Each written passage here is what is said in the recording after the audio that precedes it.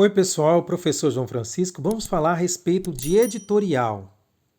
O que é o editorial? É um gênero textual jornalístico, que geralmente aparece no início das colunas, ou seja, aquele jornal que você pega para ler.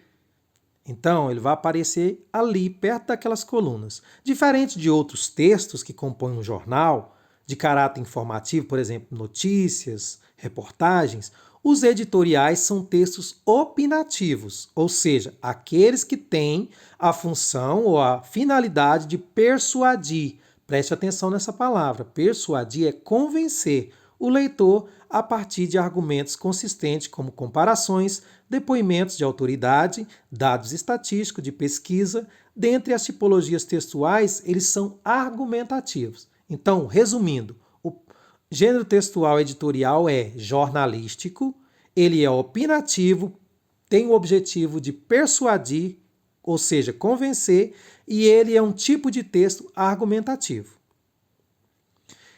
O que é um editorial, mais uma vez, né? Embora ele seja um texto de caráter subjetivo, eles podem aparecer certa objetividade. Isso porque são os editoriais que apresentam os assuntos que serão abordados em cada seção do jornal. Na política, economia, cultura, esporte, turismo, país, cidade, classificados, entre outros. Os textos são organizados pelos editorialistas, que expressam as opiniões da equipe e, por isso, não recebem a assinatura do autor.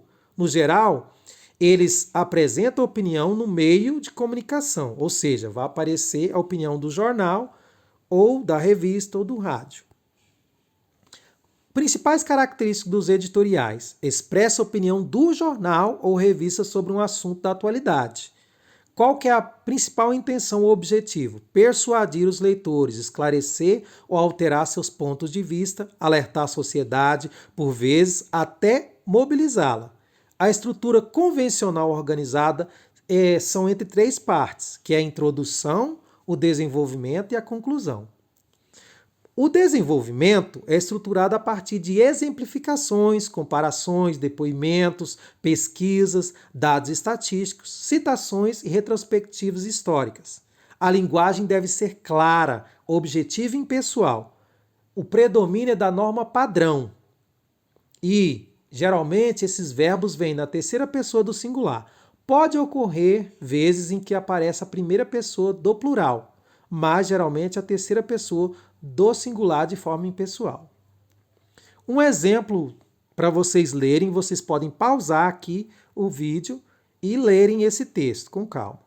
E aqui tem mais um exemplo que eu passei nas atividades para vocês responderem. Não é esse texto que vai estar na prova, mas vocês podem ler e ver a respeito do que é um editorial, ok? Um abraço.